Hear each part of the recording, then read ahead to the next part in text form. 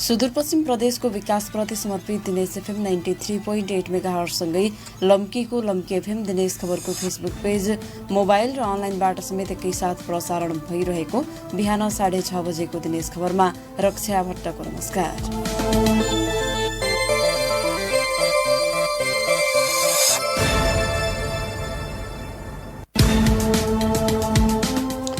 सुरुमा प्रसारणका प्रमुख खबरहरू। सुदूरपश्चिम प्रदेश सरकारले आफ्नो हात जगन्नाथ शैलीमा बजेट ल्याएको आरोप, मन्त्री र पहुँचवाला नेताको क्षेत्रमा बजेटको ओइरो, कृषिसँगै पर्यटन र खेलकुद भने उपेक्षामा। सुदूरपश्चिममा शैक्षिक सत्र सुरु भएको 1 महिना पूरा हुँदा पनि पाठ्य पुस्तकको अभाव कायमै, प्रदेशमा अझै 3.5 लाख बढी पुस्तक उपलब्ध नहुँदा विद्यार्थीलाई समस्या। सेती प्रादेशिक अस्पतालमा भौतिक संरचना र जनशक्ति अभावले उपचार सेवा प्रभावित, अस्पतालको स्तरोन्नतिका लागि प्रक्रिया अगाडि बढेको प्रदेश सरकारको दाबी। र कैलालीमा नक्कली नोट छ्यापछ्याप्ती भेटिन थाले, प्रदेशको अस्थायी राजधानी धनगढीमै छपाई भइरहेको प्रहरीको आशंका, नोट छाप्ने मेसिन सहित 2 जना पक्राउ। दिनेश खबर अब विस्तारमा। कैलालीको धनगढीमा नक्कली नोट सहित 2 जना पक्राउ परेका छन्। नक्कली नोट, रंगीन प्रिन्टर सहित 2 जनालाई प्रहरीले पक्राउ गरेको हो। धनगढी उपमहानगरपालिका वडा नम्बर 8 बस्ने 21 वर्षीय रामदास राणा र अनुराग राणा पक्राउ परेका हुन्। माया मेट्रो अस्पतालमा उपचार बापतको शुल्क बुझाउँदा राणाले नक्कली नोट दिएपछि 2 जनालाई पक्राउ गरिएको हो। 2 जनालाई पक्राउ गरेर धनगढी उपमहानगरपालिका 8 धनगढी गाउँ घर भएका रामदासको फोटो स्टुडियोमा प्रहरीले छापा हानेको थियो। 21 वर्षीय राणाको स्टुडियोमा नक्कली नोट छाप्ने मिनी कारखाना भेटिएको प्रहरीले जनाएको छ। उनको फोटो स्टुडियोबाट नक्कली नोट छाप्न प्रयोग भएको कम्प्युटर, 1,000 को नक्कली नोट तथा थुप्रै मात्रामा बिग्रेका नक्कली नोटहरू समेत फेला परेको जिल्ला प्रहरी कार्यालय कैलालीले जनाएको छ। जिल्ला प्रहरी कार्यालय कैलालीका प्रवक्ता प्रहरी नायब उपरीक्षक वेद प्रकाश जोशीका अनुसार राणाले छापेका नक्कली नोट बजारसम्म नपुगेको खुलेको छ। उनीमाथि अदालतबाट म्याद थपेर अनुसन्धान भइरहेको जोशीले बताएका छन्। धनगढीमा जेठ 20 गते शुक्रबार पनि 38 थान नक्कली नोट सहित 3 जना पक्राउ परेका थिए। उपमहानगरपालिका 1 हाट बजारबाट 30 थान र अभियुक्तको कोठाबाट 8 थान गरी 1000 का दरले 38 थान नक्कली नेपाली नोट फेला परेको जिल्ला प्रहरी कार्यालय कैलालीले जनाएको थियो। पक्राउ परेकाहरू महानगरपालिका 7 बस्ने 35 वर्षीय सुमित्रा राणा, वडा नम्बर 8 बस्ने 38 वर्षीय चन्द्रा बोहरा र वडा नम्बर 2 सन्तोषी टोलडेरा गरी बस्ने सोही उपमहानगरपालिका 14 की 27 वर्षीय ऋतु चौधरीमाथि प्रहरीले अनुसन्धान जारी राखेको छ। यस्तै जेठ 30 गते कैलालीको अत्तरिया बजारमा नक्कली नोट फेला परेको थियो। इलाका प्रहरी कार्यालय मालाखेती कार्यालयकै अगाडि रहेको एक किराना पसलमा 1000 को नक्कली नोट फेला परेको थियो। न्यू डिकेट ट्रेड एन्ड सप्लायर्समा काम गर्ने सुरेन्द्र भट्टले पानी खरिद गरेको पैसा दिँदा नक्कली नोट भेटिएको थियो। त्यो नोट कहाँबाट आयो भनेर हालसम्म खुलेको छैन। विगत 15 दिनको अवधिमा कैलालीका 3 स्थानबाट नक्कली नोट भेटिएपछि प्रहरीको सक्रियतामाथि पनि प्रश्न खडा भएको छ। डीएसपी जोशीका अनुसार छ्यापछ्याप्ती नक्कली नोट फेला परेको विषयमा प्रहरीले गम्भीर अनुसन्धान गरिरहेको छ। तीनवटै घटनाको सम्बन्ध एक आपसमा नभएको उनले बताएका छन्।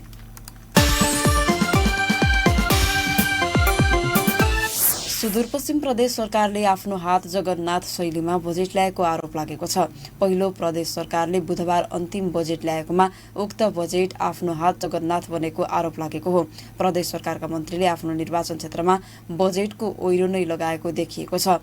मन्त्रीहरूले आफ्नो निर्वाचन क्षेत्रमा योजनाको चाङ नै लगाएको तर्क गरिएको छ। पहिलो प्रदेश सरकारको अन्तिम बजेट भएकाले कार्यकर्ता खुसी पार्न र चुनाव केन्द्रित बजेट ल्याइएको पनि तर्क गरिएको छ। सहकर्मी कमल साउदको रिपोर्ट।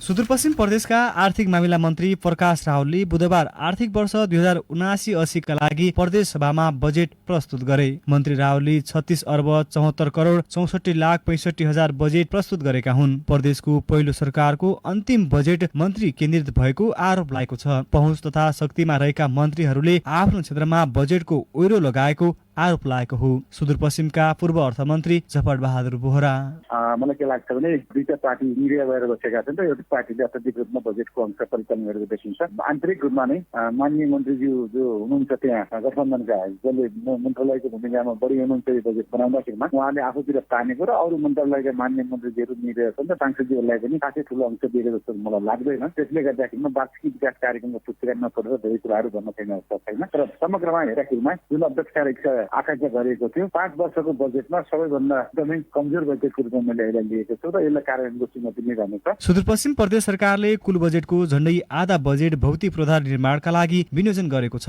तर अधिकांश योजना भने टुक्रे छन्। यसले प्रदेश सरकारको बजेट चुनाव लक्षित र कार्यकर्ता पोषण केन्द्रित हुने आशंका गरिएको हो। प्रदेश सरकारले कृषि र पर्यटन क्षेत्रको बजेट कटौती गरेको छ। मन्त्रीका निर्वाचन क्षेत्रहरूमा भौतिक संरचना निर्माणका लागि पहिलो प्रदेश सरकारको अन्तिम बजेट केन्द्रित रहेको हो। नेकपा एमालेका प्रमुख सचेतक लीलाधर भट्ट महत्वाकांक्षी बजेट बनाएको र त्यो पनि घाटाको बजेटलाई नै बढी आर्थिक स्रोत कम हुने स्रोत नहुँदाखेरि पनि बजेट चुनावी लक्षित गरेर बजेट बनाएको हामी देख्छौँ। किनकि उहाँहरूले सञ्चित कोषबाट हामी 7 अर्ब पैसा हामी खर्च गर्छौँ भन्ने खालको राख्नु भएको छ। उहाँसँग सञ्चित कोषमा अहिले पैसा त्यो पैसा छैन, किनकि त्योभन्दा पहिला नै 8 अर्बको घाटाको बजेट प्रस्तुत गर्नुभएको थियो र अहिले पनि उहाँले घाटाकै बजेट प्रस्तुत गर्नुभएको छ र चुनाव लक्षित बजेट गर्नुभएको छ र नयाँ कार्यक्रम मैले खासै त्यस्तो नयाँ कार्यक्रमहरू केही पनि देखेको छैन। अब बजेटमा रातो किताब आइसकेपछि ती सबै कुराहरू खुल्दै जाँदैछन्। सुदूरपश्चिम प्रदेश सरकारको छैटौं बजेट निर्वाचन केन्द्रित भएको आरोप पनि लागेको छ। यसै खेल क्षेत्रलाई पनि प्राथमिकतामा नराखेको बताइएको छ। प्रदेश संसदको तजविजमा खर्च हुँदै आएको पूर्वाधार विकास कार्यक्रम भने प्रदेश सरकारले खारेज गरेको छ। आर्थिक मामिला मन्त्री प्रकाश रावलको भनाइ यस्तो छ।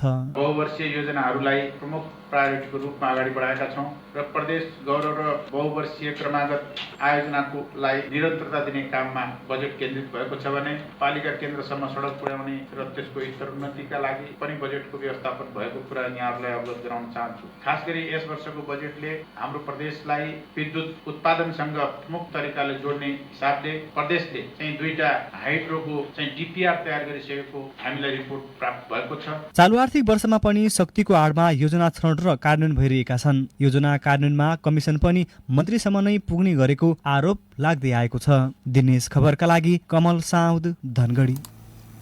सुदूरपश्चिममा शैक्षिक सत्र सुरु भएको 1 महिना पूरा हुँदा पनि पाठ्यपुस्तकको अभाव कायमै रहेको छ। हरेक वर्ष जस्तै यस वर्ष पनि सुदूरपश्चिममा पाठ्यपुस्तकको अभाव देखिएको हो।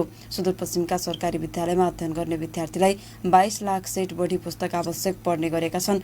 तर प्रदेशका सरकारी विद्यालयले पुस्तक वितरण गर्दै आएको जनक शिक्षा सामग्रीका अनुसार सुदूरपश्चिममा अझै 3.5 लाख पुस्तक वितरण गर्न बाँकी रहेको छ। केन्द्रीय कार्यालयबाट नै उपलब्ध नभएका कारण पुस्तक आपूर्ति गर्न सकेको बताइएको छ, जसको प्रभाव विद्यार्थीहरूमा परेको छ। सहकर्मी रोशन भट्टको रिपोर्ट। सुदूरपश्चिममा नयाँ पाठ्यपुस्तक नहुँदा पठन पाठनमा समस्या भएको हो। जेठ 3 गतेदेखि नयाँ शैक्षिक सत्र सुरु भए पनि पाठ्यपुस्तकको अभाव अझै कायमी रहेको छ। शैक्षिक सत्र सुरु भएसँगै विद्यार्थी भर्ना अभियान पनि समाप्त भएर नियमित पठन पाठन सुरु भइसकेको छ। तर पुस्तक उपलब्ध नहुँदा भने विद्यार्थीलाई समस्या भएको छ। शिक्षकहरूले पाठ्यक्रम डाउनलोड गरेर पढाउने प्रयास गरिरहेको बताइएको छ। सामुदायिक विद्यालयले पुराना पुस्तक विद्यार्थीबाट फिर्ता मागेर केही विद्यार्थीलाई दिए पनि केही कक्षाका पुस्तकहरू परिवर्तन भएका छन्। सबै त अझ आइपुगेका छैनन् पाठ्यपुस्तकहरू। जति आएछन् त्यो हामीले चाहिँ बच्चाहरूलाई वितरण चाहिँ गर्दैछौँ। सरहरूले चाहिँ अब त्यो पाठ्यक्रमहरू जो छन् त्यसलाई हेरेरै जस्तो डिजिटल जो छन् एभाइलेबल बुक्सहरू त्यहाँबाट लिएर चाहिँ बच्चाहरूले चाहिँ हामीले क्लासहरू चाहिँ रन गरेकै छौँ। सरकारी विद्यालयको पाठ्यपुस्तक छापाई र वितरणको जिम्मा पाएको जनक शिक्षा सामग्री केन्द्रले पनि सुदूरपश्चिमका सबै सरकारी विद्यालयहरूमा जेठ मसान्तसम्म पाठ्यपुस्तक पुगाउने दावी गरेको थियो। तर असार पहिलो साता सुरु हुँदा पनि प्रदेशलाई आवश्यक पर्ने 3.5 लाख बढी सेट पुस्तक अझै उपलब्ध भएको छैन। यस वर्ष 22 लाख बढी पुस्तक वितरण गर्नुपर्ने जिम्मेवारी जनक शिक्षा सामग्रीसँग थियो। सुदूरपश्चिम प्रदेशमा त अब हाम्रो 4 साल 9 किताब त अब भोलि किताब आइरहेको छ। 60% त 4 को गइसक्यो, 9 को र 10 को त 85% नै गइसक्यो। तराईका 2 जिल्ला कैलाली कञ्चनपुरसँगै पहाडी जिल्लामा पनि पुस्तक पुगेको छैन।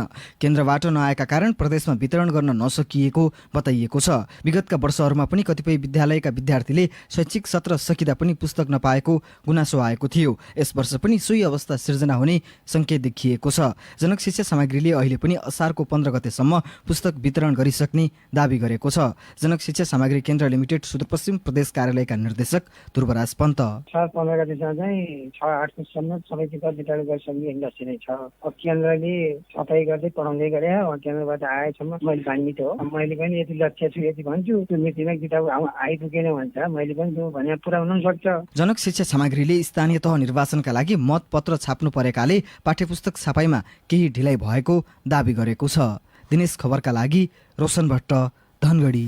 सेती प्रादेशिक अस्पतालमा भौतिक संरचना र जनशक्ति अभावले उपचार सेवा प्रभावित हुन थालेको छ। अस्पतालमा विभिन्न विभागबाट उपचार सेवा सञ्चालन भए पनि चिकित्सक, नर्सिङ जनशक्ति र अन्य आवश्यक कर्मचारीको अभावले उपचार प्रभावित हुने गरेको हो।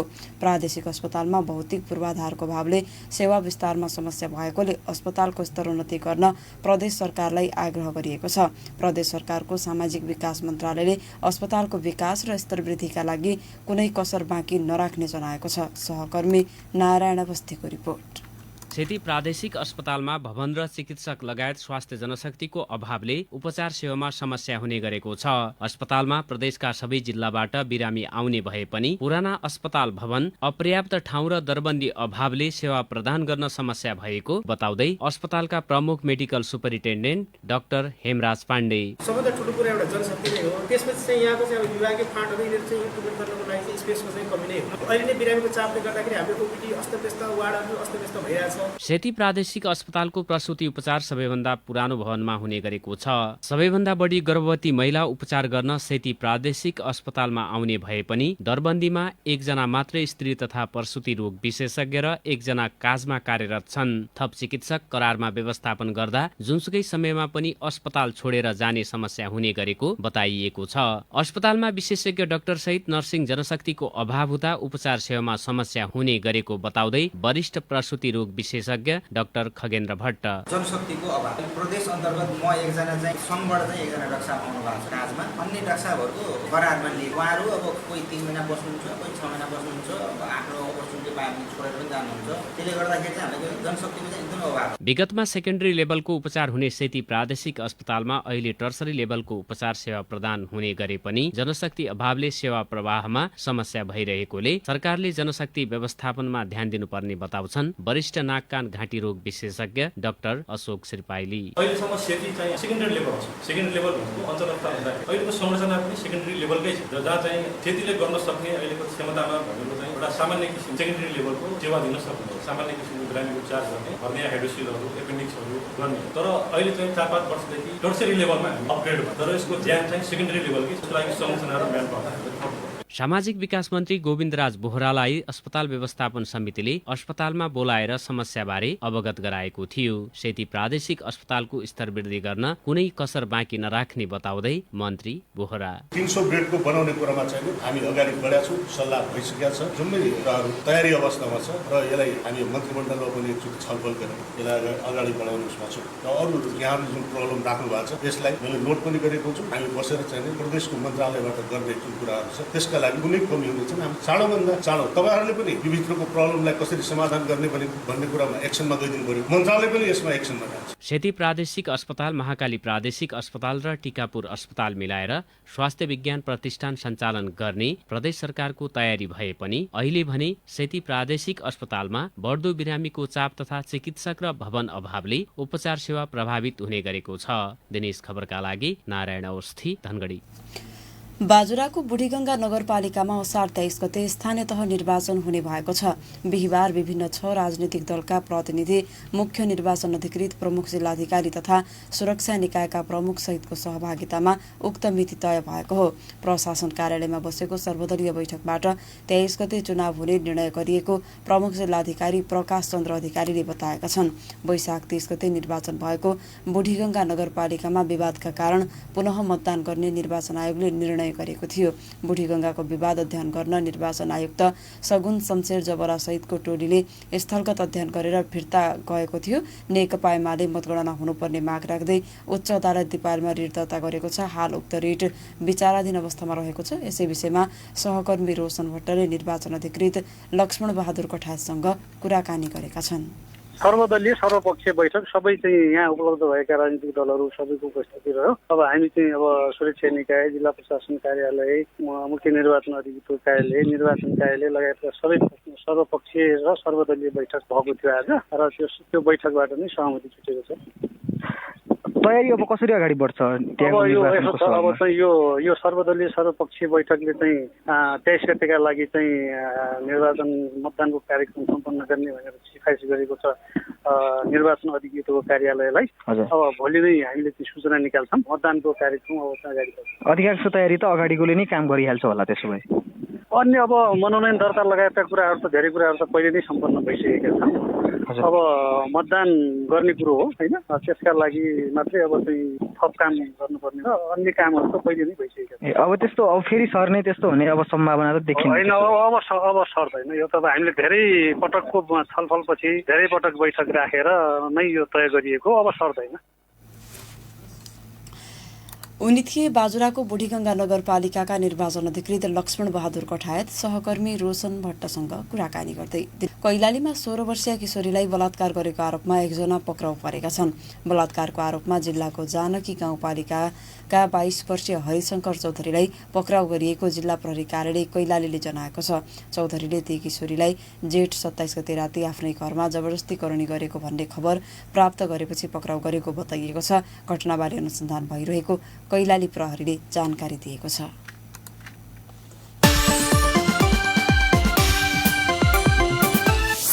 सेती नदीमा खसेर डोटीकी एक युवतीको मृत्यु भएको छ। आदर्श गाउँपालिका 6 की 18 वर्षीय ढुल्लु अधिकारीको काठले बनाएको साँघुबाट खसेर मृत्यु भएको हो। बिहिबार बिहान आदर्श 6 गिरिचौकाको कबिनादेखि बैतडीको सिगास गाउँपालिका 7 साङडामा रोपाइका लागि जाँदै गरेकी उनी साँघुबाट खसेको स्थानीय गणेश खडायतले बताए। गत कार्तिकमा परेको अविरल वर्षाका कारण गिरिचौका र बबिना जोड्ने झोलुङ्गे पुल बगाएको थियो। त्यसपछि स्थानीय सोही साँघुबाट ओहोर दोहोर गरिरहेका छन्।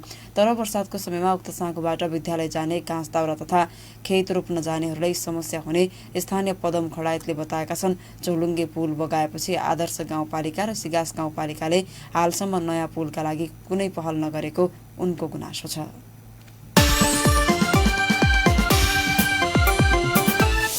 सुदूरपश्चिम प्रदेशका 3 जिल्ला बैतडी, बझाङ र दार्चुला जोड्ने मुख्य बजारका रूपमा रहेको बैतडी स्थित पाटन नगरपालिका 8 खौटीपिमेमा खानेपानीको चरम अभाव भएको छ। गएको 5 दिनदेखि पाटनमा खानेपानीको हाहाकार भएको हो। खानेपानीको आपूर्ति गर्दा आएको सिद्धेश्वरी खानेपानी योजनामा समस्या आएपछि खानेपानीको समस्या भएको हो।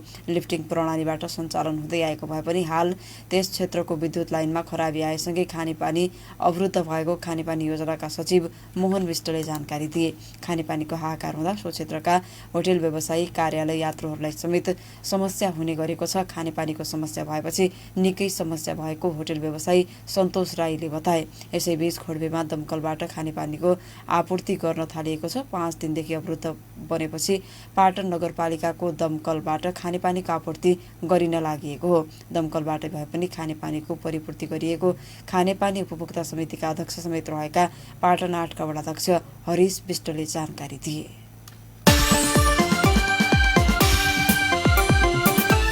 कञ्चनपुर प्रहरीले विभिन्न स्थानबाट 1 लाख बढी मूल्य बराबरको अवैध सामान बरामद गरेको छ। शुक्लाफाटा नगरपालिका 1 वन्सा स्थित बेलौरी कल्वपुर सडक खण्डबाट, बेलौरी नगरपालिका 10 भुडा गौडी नहरबाट र भीमदत्त नगरपालिका 10 जिमुवा तिल्केनीबाट सामान बरामद गरेको जिल्ला प्रहरी कार्यालय कञ्चनपुरले जनाएको छ। प्रहरीका अनुसार तीनै स्थानबाट 1,13,500 बराबरको मलखाद, मोबिल तथा किरानाका सामान बरामद भएको हो। बरामद सामान आवश्यक कारबाहीका लागि गड्डा चौकी भन्सार कार्यालय कञ्चनपुर पठाइएको प्रहरीले बताएको छ।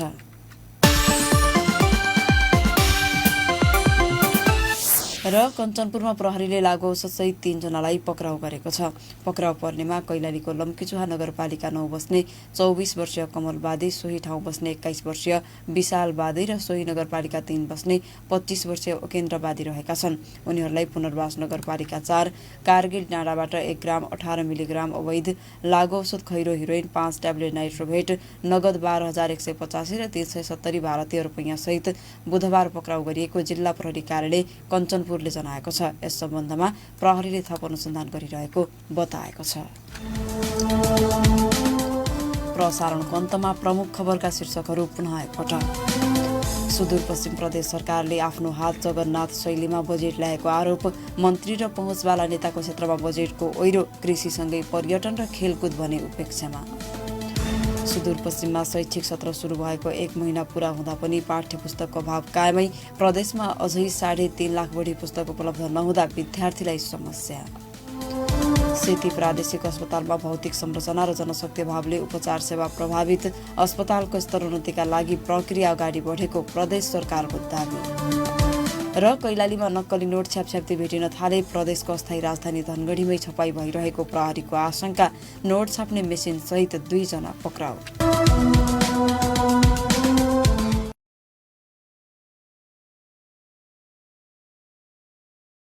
लम्कीको लम्की एफएम दिनेश खबरको फेसबुक पेज, मोबाइल र अनलाइनबाट समेत एकैसाथ प्रसारण भइरहेको बिहान 6:30 बजेको दिनेश खबर सकियो। साँझ 6:30 बजे अर्को दिनेश खबर लिएर आउने नै छौँ। तपाईँ भने दिनेश एफएम सुन्दै र दिनेशखबर.com पढ्दै गर्नुहोला। अहिलेको समाचार बुलेटिनबाट रक्षा भट्ट पनि बिदा हुन्छु। नमस्कार, शुभ दिन।